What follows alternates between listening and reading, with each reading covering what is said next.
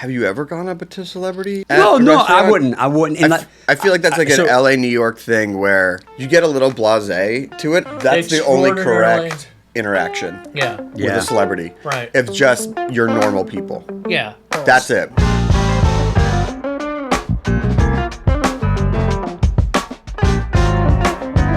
Welcome to Industry Only at the Cheese Store of Beverly Hills. I'm Dominic DiBartolomeo. Wow, we're introducing ourselves. All right, I'm Andy Wong. We have the fried mortadella sandwich, which is not called the Bourdain. What are we calling it? The fried mortadella sandwich, available for dine-in only, not takeout. It's awesome. Right, because it doesn't travel well? It doesn't travel well. It's toasted, the cheese is melted. You got to really have it here. Okay. All right, so today our special guest is somebody who actually knows how to do podcasts. Dom, I know you don't ever really do very much research, but I'm about to tell you some shit that's going to blow your mind. Don't make me nervous either. I'm already nervous. This is Darin Bresnitz. I think I pronounced his name correctly. Nailed it. We were just joking about how we always just fuck up the names of our guests. My Achilles heel. So, Number one. But he's had a lot more chances to fuck things up because he just told me as of this week, 620 podcasts, the Snacky Tunes podcast. Yeah. 15 years of this, 620, Dom. Wow. Shout out to Heritage Radio Network. Right, Heritage Radio Network. They put out a book. Yep. It's one of those fancy books. On Fade In? Yeah, on Fade In, which, like those beautiful books, the ones that look really, really artsy. Yeah. Right. Like I would decorate my house with it. Yeah, like if it's a really nice, majestic shade of purple, and it's popped up on Instagram feeds for, I'm pretty sure, people who just like the color of it and want it on their coffee table.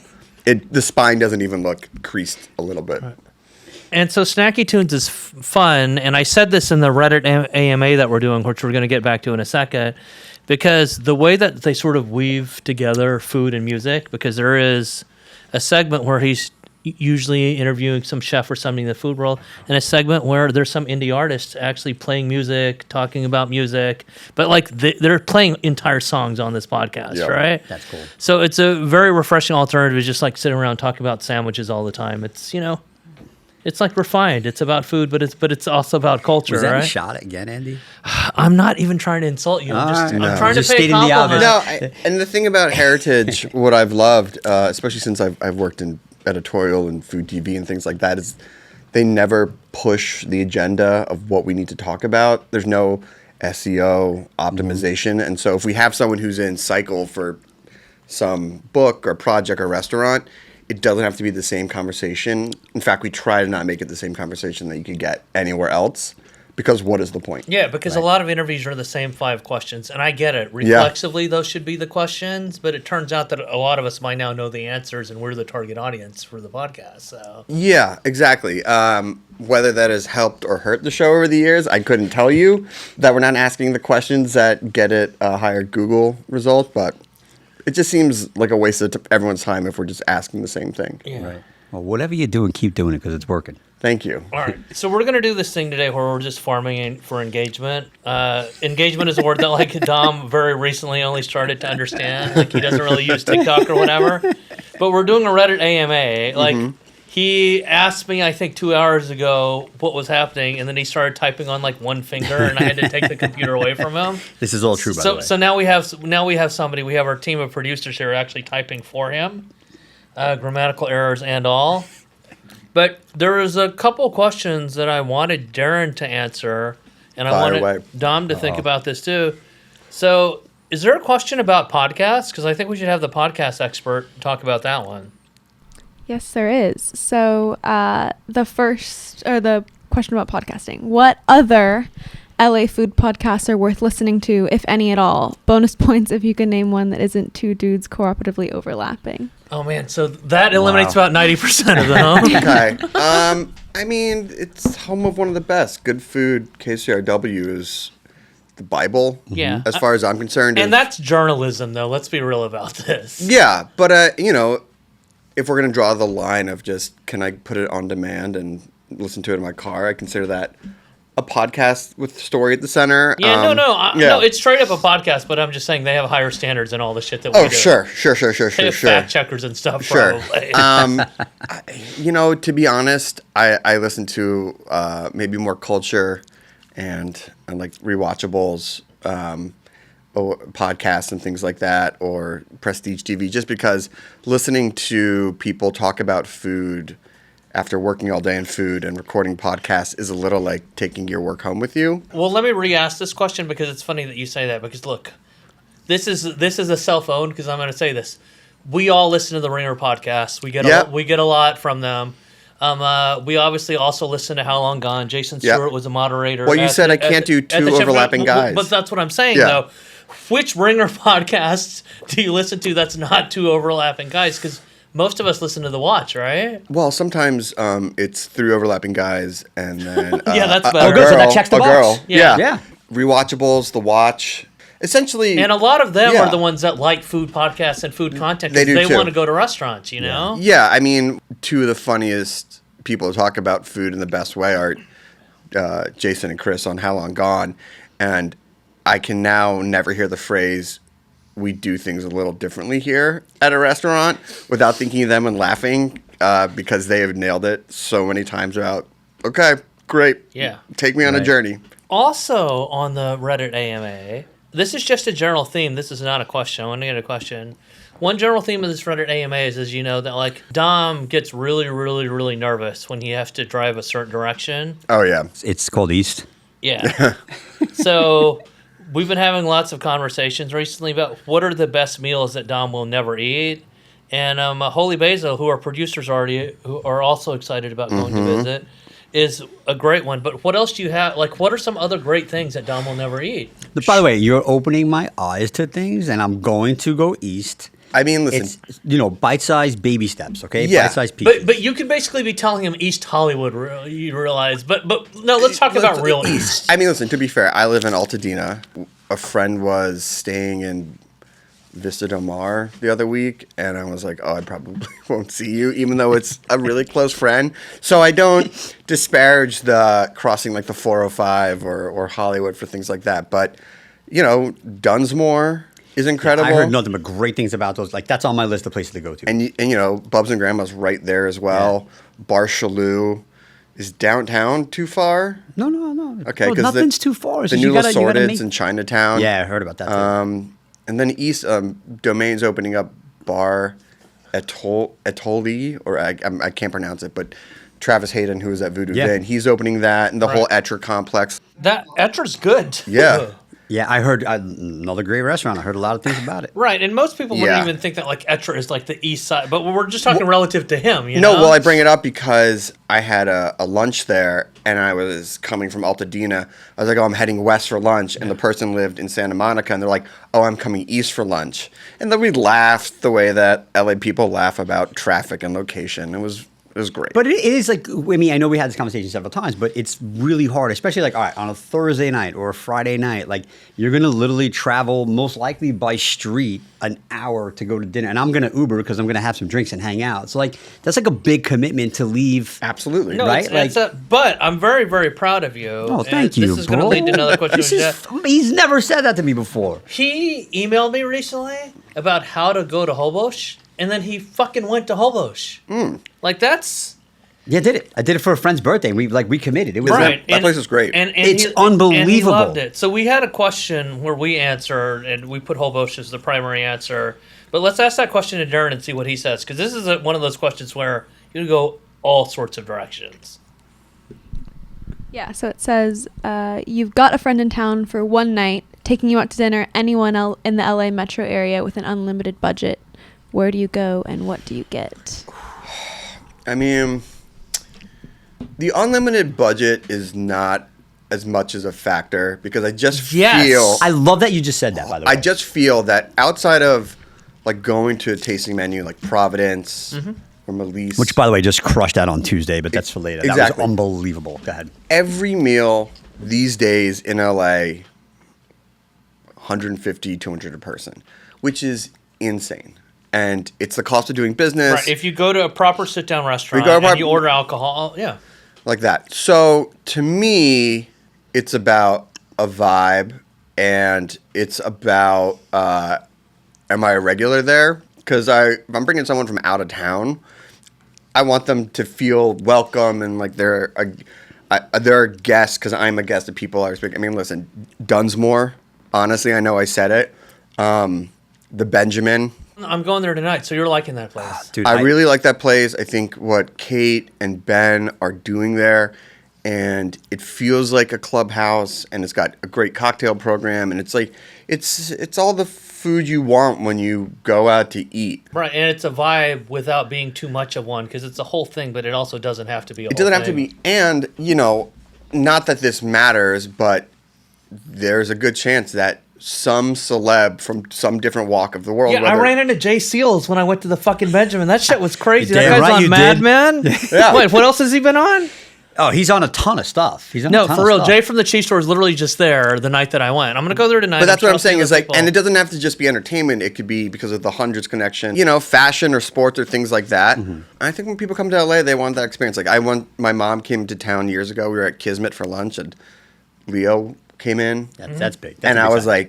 like, oh shit, mom, you got like top 5. Right, by the way, like that, everyone that comes from out of town, like that's who they want to That's see who they at wanna dinner. see. That's they if want they- to see Leo. They don't care about anybody else. Yeah. If Leo's there, they know they're in the right spot. Right, look at how excited Dom is to talk about celebrity shit for a second. No, I'm just No, saying. I'm though, just- it's, no, it's but what you think of no, because no. you're coming from out of town and you think celebrities are running around rampant all over. the place. It's valid, but since we're going down like this path, I want to ask a different question that's not on the AMA, but it's a great question.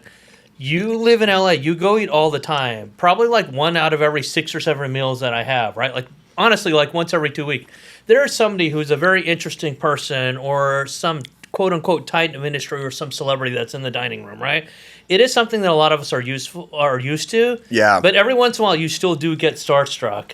So in recent memory or even just memory at all, what's the thing that you saw recently where you're like, holy shit, I can't believe this? I told this story last night. I took these 2 guys out that were visiting from Miami. They're like NFL agents, and we went. Sure. They have whatever. They have players playing tonight and stuff like that. I sat in a booth, and directly next to our booth, and I only saw this because I was like getting up. I was at La Dolce Vita. I was getting up, and to my left is Paul McCartney. That's a big deal. That's a No, that's big a deal. huge That's one. a big. That's a Like big- that's like whoa. Like, and by the way, like would never go over say anything, but like kind of that's huge. no, there's a line for everyone, but yeah, that one's huge. I mean, Paul McCartney to me was like I was like. I holy mean, hell. have you ever gone up to celebrity? No, at a no, restaurant? I wouldn't. I wouldn't. And I feel like that's like an so- LA, New York thing where you just You let it go. you let it go. I did go to a celebrity once. We were at a friend's house, and John Legend was there, and my daughter. Sure. So I'll do it for my daughter. I'm like, hey, Yeah. she goes, Daddy, I really want to get a picture with him, and he was the nicest guy ever. So we walked up and just took a picture. But outside of that, like, nah, I don't do anything. all right, well, when's the last time you were just like, wow? I don't know, man. You get a little blasé to it. I mean, the Leo thing was like great, but I was like, I would never go up to him. I mean, not to date myself, but I remember the first time when I was starting in my career, and D'Artagnan had their 25-year anniversary. It was in New York, and Bourdain was in the room, and I Wow. was just like, I was huge. like, well, I'm gonna just go up and just say hi. I met him a couple times later through work and through people, but that was one of those where I was a little bit younger, and I was just like that. Maybe Jamie Oliver, because Jamie Oliver was the reason, like, Naked Chef was the reason why I got into food. Jamie Oliver, that's significant. But it would be people who I would either like directly inspired me, and outside of that, it was like, what am I gonna, hey man, yeah. like Big I like fan. big You know the huge thing- fan. Yeah, you know the things that I remember, and this is no offense to any of these celebrities.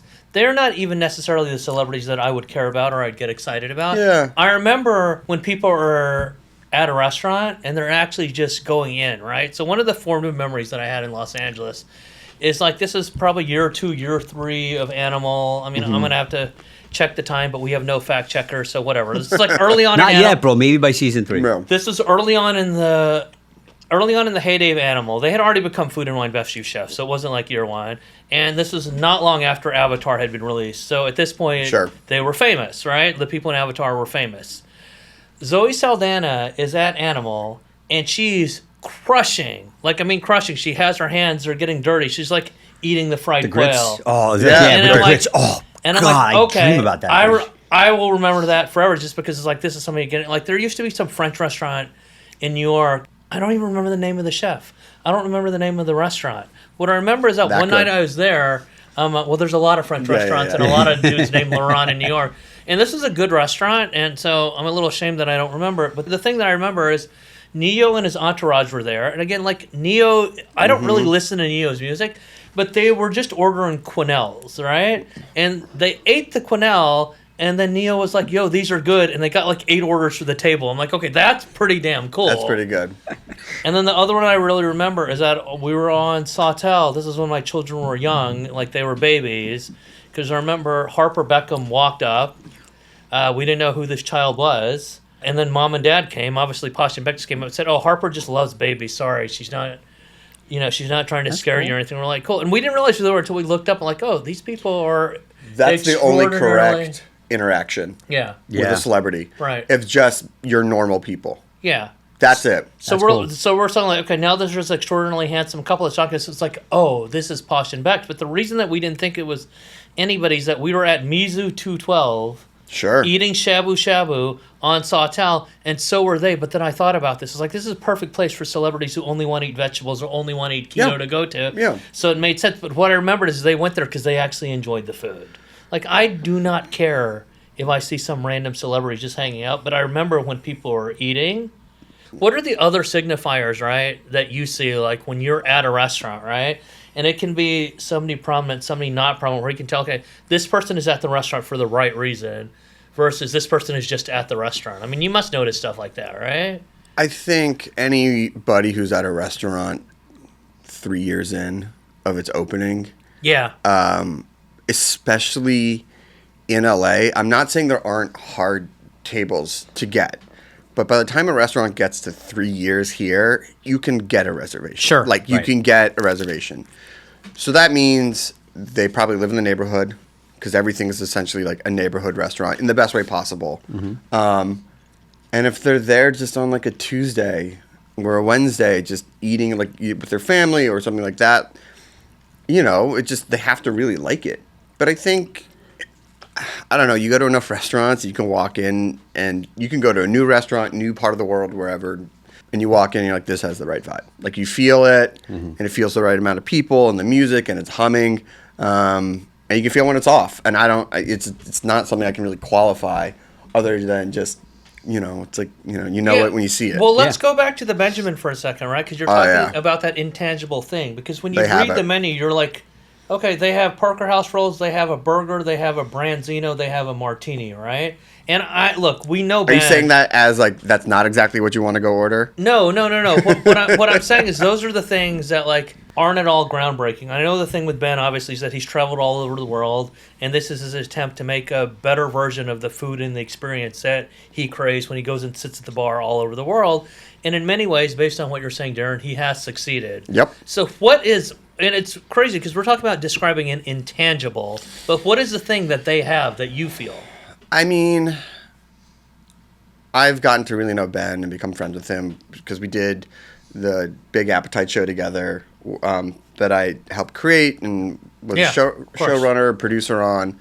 So I got to travel with him and eat with him, and we've lucky enough been in the same cities in different parts of the world. Very strong opinions about food. He really cares. He really cares. There was just a lot of thought put into it. I don't think he was chasing anything other than what he likes in the food, in the design, in the drink, in the music, and that in comparison to restaurants which I will not name, but you might name because you and I have different approaches to the way we talk about restaurants that maybe aren't places we go to. I just won't talk about them. But he made a place that like he wants to hang out at. And if I like hanging out with Ben when I go in, it's where I want to hang out. But here's the interesting thing about Ben though, right? And I want it because you know him better than I do, clearly. Like we can just have him on to talk about this, but tell me about the thought process or what you think the thought process is, because Ben also likes Middle Eastern food. Ben also eats a lot of tacos. Ben eats a lot of Asian food. But he decided to open this specific kind of restaurant. Why do you think he was compelled to do that over the other things? I mean, look, I don't want to put words in his mouth, but I think... I mean, we could call Ben right now. Why the fuck are we just... I'm just saying, I think if anyone was to open up a restaurant that was like, I want this to be a spot that people want to go and hang out and feel comfortable in and maybe not have a whole new educational process about it, what better place than... like a martini neighborhood bistro, like a place where I could show up and maybe it's Friday after work, and I just want the burger, which is awesome, and not a smash burger. Yeah, and a classic. martini, or I just want to maybe get a salad and the Cole's Club soda. You can have it's like anything that looks simple. It is the hardest thing to do because everyone's had that experience. Like everyone has sat at a bar in some hotel or some city and had a drink and a burger.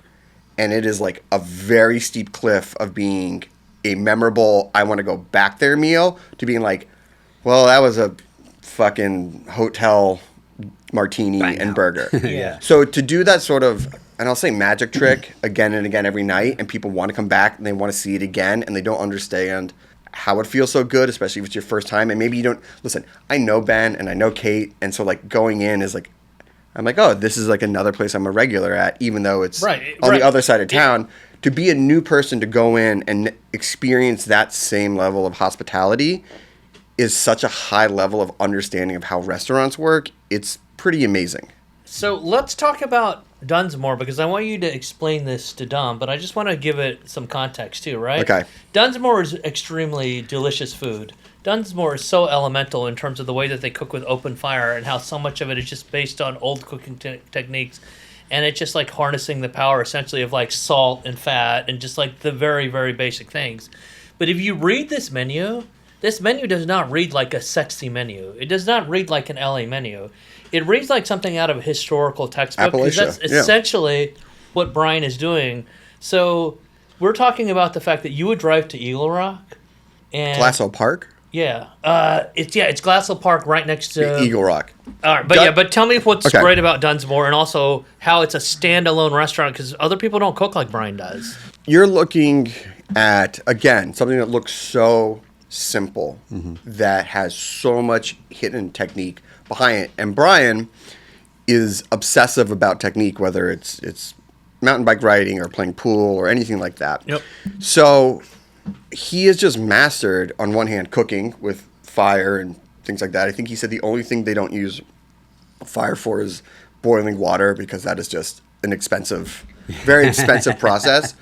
But, this is his fourth project. He was at Hatchet Hall before that, and Heart and the Hound.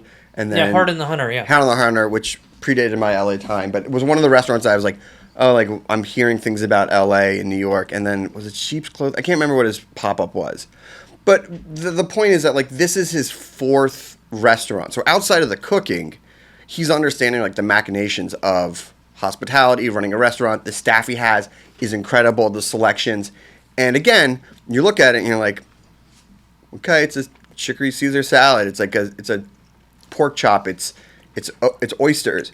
But it's, again... It's oysters cooked over live fire, right? Yeah. I mean, like the... But it's the best. It's so good. But because it's so straightforward, there's not a lot of places to hide. Mm-hmm. Like, it's not like, oh, here's the Instagram dish, or here's, like, a dump of caviar. No offense. We love caviar. Sure. And just not on everything. Just not on everything. Yeah. I mean, there's too much caviar at my parties. You can just... Yeah, no. I love it. I always know that I'm going to get caviar, like, once a month because there's a party. But you're talking about, like, the stew with tortillas, right? That's the exact opposite of building a dish for Instagram or whatever. Yeah, and I mean, I feel like that, and I've never asked them, but that's a nod to like Rustic Canyons.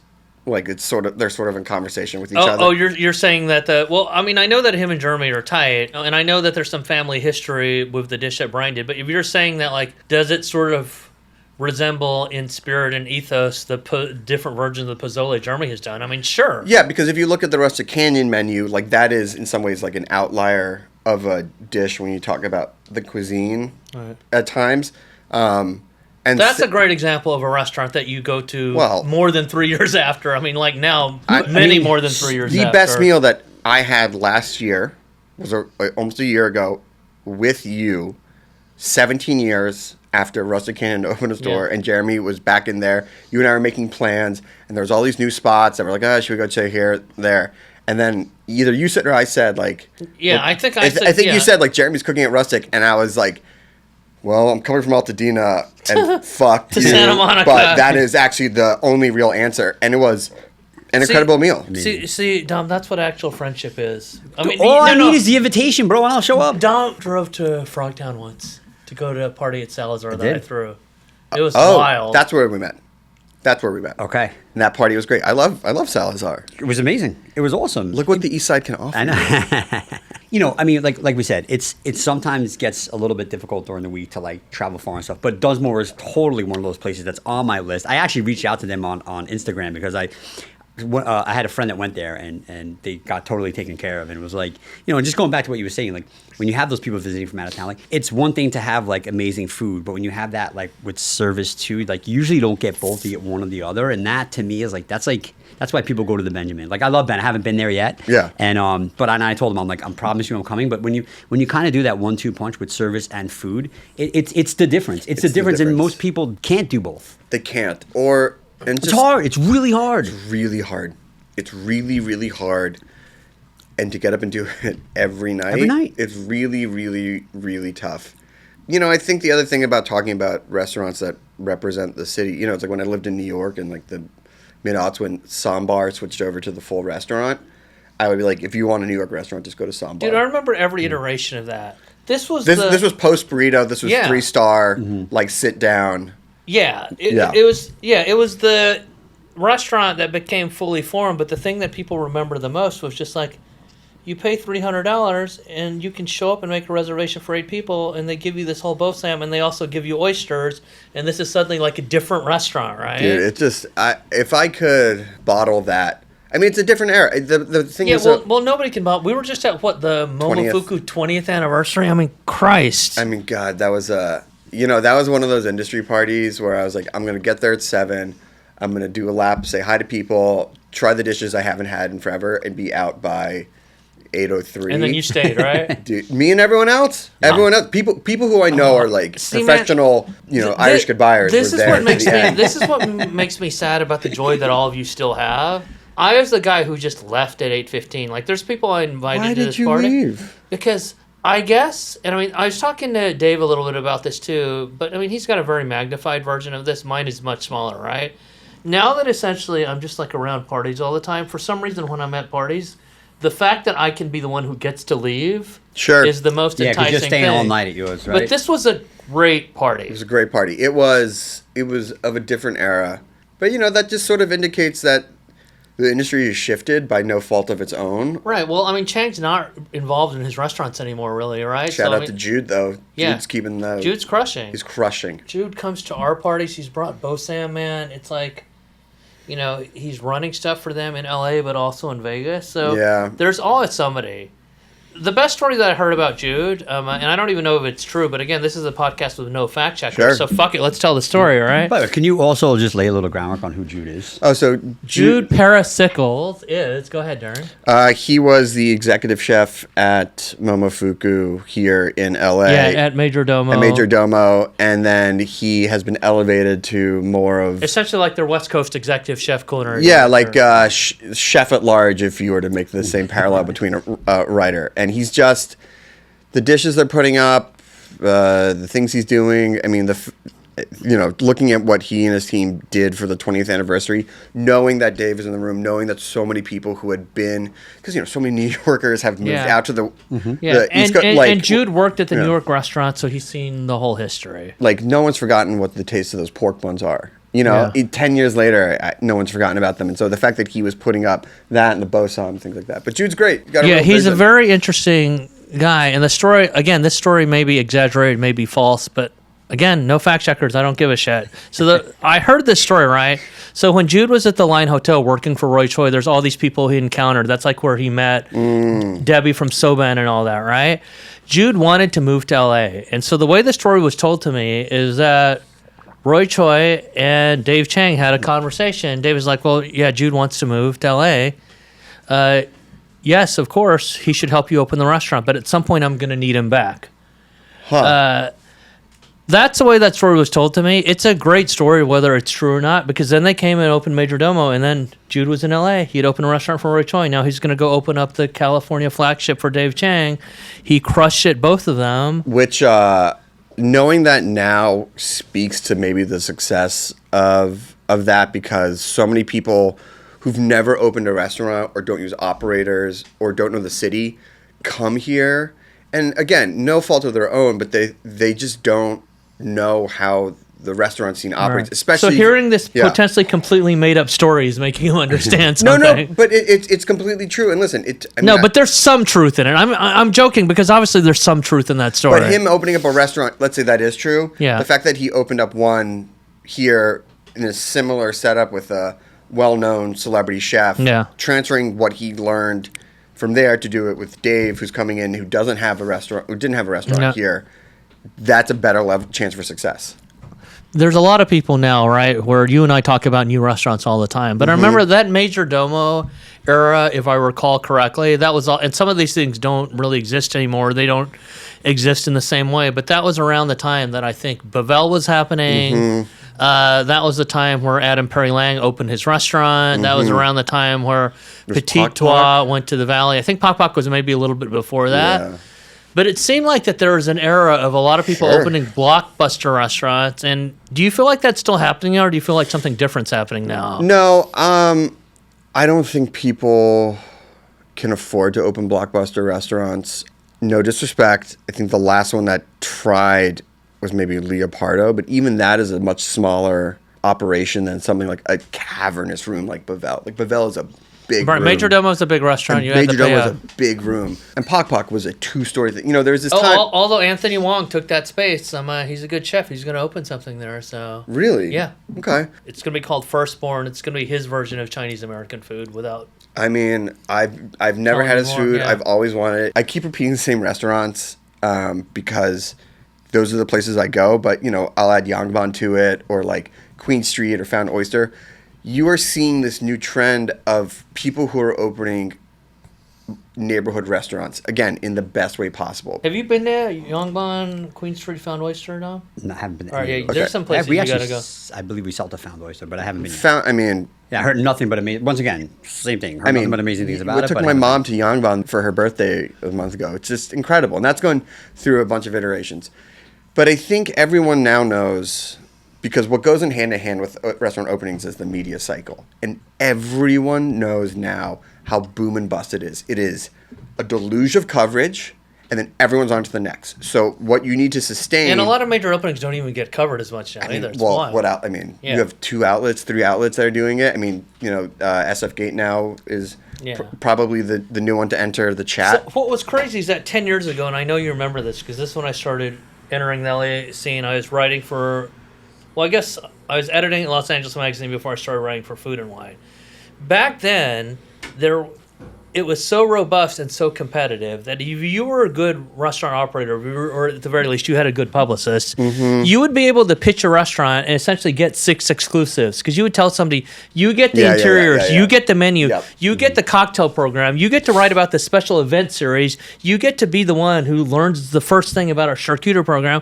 And all of these fuckers, and I say these fuckers including me because I was part of it, we'd be like, sure, I'm going to take the 3rd best exclusive because we need to cover that opening. And now, if there's an opening of that caliber, it's more like, man, I really hope that Eater and the LA Times preview us because those are the only ones. And I hope Infatuation comes in within the first month and writes something nice about us. I will say this. So La Sorda Chinatown just opened. For those who aren't familiar with it, Tommy Brocker started in the pandemic. Now he's got a... he opened up in Silver Lake, huge Dodger themed, and he opened up in Chinatown. Perfect timing, by the way. No, exactly. Yeah. And I the official opening date was October 12th, but he was doing friends and families for the playoff like that. And just now he's posting, you can make reservations, go watch there. It is a museum and memorabilia to like the Dodgers, and it couldn't be perfect timing. But I know that he worked with Kong Fan to do his PR, and Kong, who's old school Bullfrog and Bomb and is at Ace and things like that. He did the KCRW, the KTLA, he did Eater. You know, like there's still a circuit that you can go, but what has happened, and I think people have gotten lower on the like exclusive, is that media has become so segmented that like only a certain amount of people are going to watch KTLA, only a certain amount of people are going to watch good food. And maybe you follow X amount of people on Instagram, but they're only going to, those influencers that show up for friends and family, like you're only going to see a few people. So it's just about like who do you follow, what do you listen to, and that's the press strategy now. But it goes like Kong and Tommy did an awesome job together getting this out there. Sure. But after the press is like, what's the next story? Then you are left on your own. to make sure that people keep coming in. Yeah, I The mean, thing Dom about- started this yeah. podcast because people stopped caring about him like 6 months There's into no the had to way. become opening. There's relevant. no way people stop Yeah. caring about these sandwiches. No, but I guess like why do you think that it's changed like that? Like, Well, what do you think it is right now? Because I think a lot of the blockbuster restaurants are still here, right? Like, again, if I'm coming out or special occasion, I'll go to Bevel. I'll go to Safi's. I know I'm naming all the same people's restaurants. Always places. Oh, always places. Yes. Like, He's the best. I'm But that gonna, question, right? go to Unlimited ma- budget, where you would go, Major Domo. like the answer. If you said Mozza or Casilla right now, that would still be the correct answer. You know? Yes, and that's the thing is like I'm just naming the places that were from that generation. I mean, look, I know that Animal closed and Son of a Gun closed, but that's because like John and Vinny's is like where you actually, that's where it's a little less of Well, those an guys, easier entry point. Those guys would rather make lots of money crushing at catering than open more restaurants and struggle and bang their heads. I mean, I totally get that, and I just think that it comes down to it is too expensive to roll the dice on a new dining experience. Like, it is just not worth it. If I already know that I'm gonna have a great meal at Bevel, okay, or any one of the places, Bestia. I mean, Bestia is still firing on all cylinders. You ever been? Sure. I was there a year ago on a Saturday night, and I was like, This is not a commercial for Ori. I know, and I know. No, this, but, hey, when you're but- great, you're great. So but I'm just yeah, thinking like it's- Bestia, how old is it? 10, 15 years? Yeah. I'm just saying like if I'm going to go out and spend a lot of money to celebrate, it's got to be a surefire thing. I'm not going to date night at a new restaurant. But also too, like you go to places that are familiar. You don't want to take the risk. I do the same thing. My wife and I argue. She's like, you always go to the same places. Yeah, because I know I'm going to get treated. I know my expectation. Like I can manage my expectations. So like to try a new place, to venture out, to drive that, like it's hard. But, I mean, yeah. I need to do it, obviously. And I might not necessarily do that on my date night with my wife. I might do it with a bunch of guys going out, like just to try something new. But like it's hard to go somewhere and you don't know what the expectation is going to be. I absolutely agree. Now, the biggest question is how do you successfully add new restaurants into that rotation? Because part of this lifestyle in this industry is like I want to keep up with the newer restaurants and I want to go new places. I mean, that's a different hill that I sort of You want to bite the climb. bullet, you drive east. Yeah. Or you drive. Well, I mean, the thing is, I'm just kidding for me. I mean, I know you're making fun of it, but there's quite a few places. I think the last place I ate in Santa Monica was Kobe's. By the way, I was saying I would drive east, No, not you would drive I'm east. talking You're driving west, right? Yeah. And it took me like an hour and 45 minutes to get home, and I was like, well, I guess I'm just not really going to eat at any Santa Monica spots. Right. That's just the way it goes. Unless I have a work function and I'm out there. But tell me about Kobe's though. So was it worth it? 100%. It was so good. It was a gorgeous room, great host, great drinks, interesting food, great vibe. And I'm sure there's 2 dozen places like that in LA that I haven't gone to, that no one's gone to, but it just comes down to it's time and money. And just like, I got kids. When you start getting kids, and you got to throw a babysitter Different in there, ball game. It's a different ball game. Now my daughter's 15, but yeah, I get it. As you think about all the new places and stuff, I almost think like I speak for myself. I just have to prioritize it. Like I have to say like 2 times a month, I'm going to another place and I'm going to try and I literally have like a running list and like you just got to make the effort. But I think you have to look at it, if you're going to do that, then not as, I'm not saying it's not an enjoyable meal out, but it's just going to be a different dining experience. Like I remember the first time I went to Camp 4 and it was good, and the food was great and the service was great, but there was that, I'd never met them before. I never met the chefs, the owners, and it was definitely like a different experience. And for me, I think I personally just have to shift my mindset that this is more me trying new things and a little bit for work. Dom, tell Darin about how you got to eat Camp 4. So I got to eat Camp 4 only because they did their pop-up at the Peninsula. So he walked and I from walked there. there, and Andy and I had a great meal, and it was delicious. But I understand what you're saying because I think we share the similarity of like, even though we may not necessarily admit it, we love going to a place where we get treated very well. And there's a certain element and by the way, this is not the case for all restaurants, but sometimes it's hard. But like when people come into the store, some people which may have a different experience than when I'm upstairs and I see like, bro, what do you like? Right. So like, and it's hard because try this. Here's a slice of this. And you want to get treated that way. It's the flip financial side, is that knowing how tenuous restaurants are, knowing that restaurants you love can go away. I don't ever want to think there's a restaurant I love, and I know the people on a personal level, a professional level, that I was like, oh, I'll go back, I'll give them my money, or like, I'll give them this, I'll be another customer. And then at some point they're like, oh, we're closing because, people just thought we'd always be there.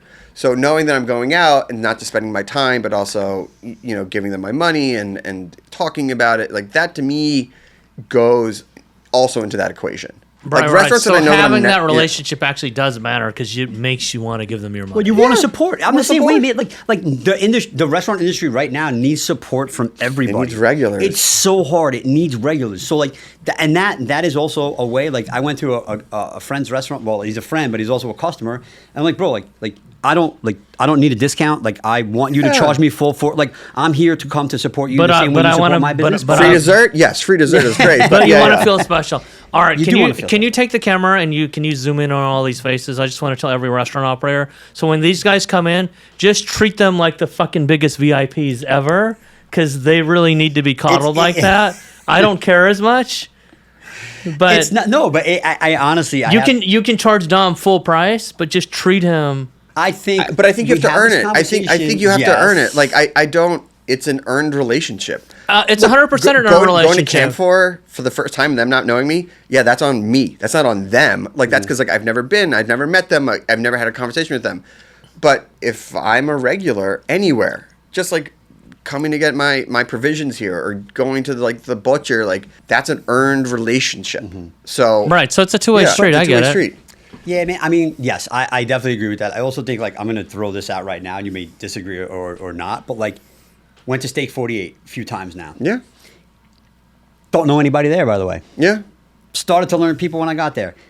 The level of customer service, and granted, they're they weren't a big corporation. They're very well That funded. place is a machine, man. But though. also, too, but guess what? For the machine that they are, for the volume that they do, they remembered the table I liked, they put it in my notes, and they called me the next day to ask me how my meal was, and they don't know who I am. I mean, that's huge. I mean, listen, we go to Houston's once a month, my wife and I. Right. Well, that's the model for I it. mean, That's it, man. I those mean- guys nail it. Those guys nail. I mean, I've gone at like, oh, Tuesday, 11:45. Let's go. 2-hour wait. Like, and listen. Oh yeah, in Pasadena, right? In Pasadena. Now listen, I used to deride places that were like any chain, anything that wasn't like independent. But you go to Houston's and you see just like the food's good. The grilled artichokes are fantastic. The service is great. The fact that they swap out your martini glass halfway through for a new chilled martini glass, don't see that anywhere else. Nope. Like, it's something where you go like, giving the money to a giant corporation is probably the only thing I wrestle with that. But like, it's an incredible experience. I've never had a bad time there. All right, fuck these sandwiches. Let's end the podcast now. We're going to South Beverly Grill. We can walk, Dude, right? I would love it, yeah. I mean, I'm a Might have to Houston- go by Matu for a quick cheesesteak on our way. I'm a Philly guy. I've never had the high-end cheesesteak I there. love Jerry. I love the cheesesteak. I think it's amazing. I love him. Like, you talk about operator from start to finish, like that's your Yeah. guy right See, there. you talk about something where it's like, I absolutely would love to try it. It is so far away, and I was like, it's not worth the drive. Right. All right, well, you're close now. You could go. No, I'm gonna eat these sandwiches. Are you kidding?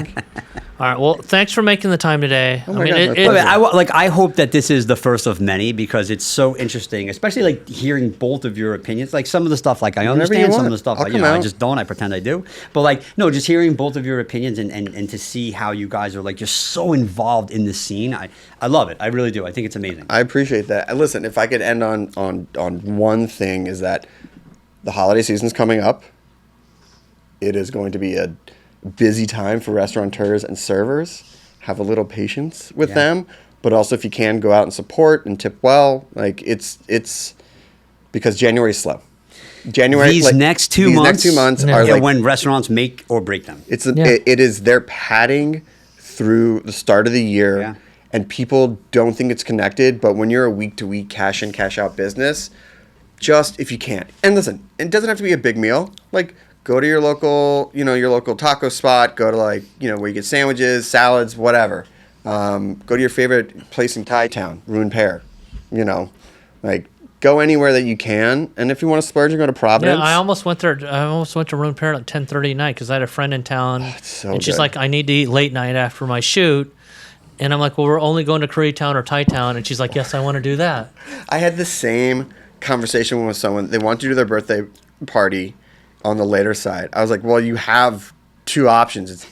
It's Thai Town or K Town, because like everything else is going to close at 9, and they're like, Right, and Rune Pair is the late night spot in Thai Town. So it's so the difference between closing at 10 and closing at 11 changes everything in LA, honestly. yeah. But I mean, I can't remember last time I sat down at 10. Oh God, I'm too old for that now. Too old. Yeah. Kids, come on. Yeah, no, I'm with you. But listen, congrats, guys. All right, nap time. Yeah, nap time.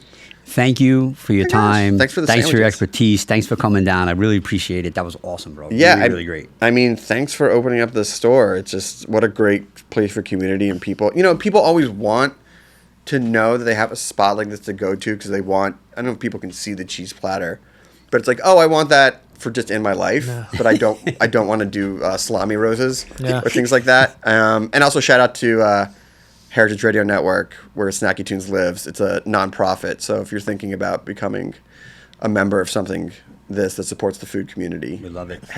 heritageradionetwork.org. Yeah. Okay, so Awesome. by the time Darin comes back, he'll probably have done 700 podcasts, Yeah. and maybe you'll have done Dunsmore. Cool.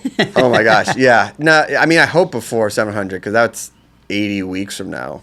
Okay, all right. So he'll have done Maybe 650. It'll be close. He'll, It'll be he'll, close. he'll have done Stay 650, tuned. and there's no way Dom will have gone to Dunsmore by I'm then. telling you, man. And if you, Good point. well, there's not enough to do in between it, but you could probably do like a bang bang on a Sunday night of like Bubs and Grandma and Dunsmore, because Bubs is doing jazz on Sundays. But remember, like you still want to go eat at Chifa. That's not far. Oh, Chief is great. There's stuff in Highland Park that you want to eat at. Yeah. You know, you could do Bar Shalou on the early side, walk it off downtown Pass, and then hop on over to Dunsmore. Yeah, there's that new Szechuan place, Mala Class in Oh, Highland yeah, Mala Park. Class. I mean, once you go there, just start doing this. Her Malacla is supposed to be It's good.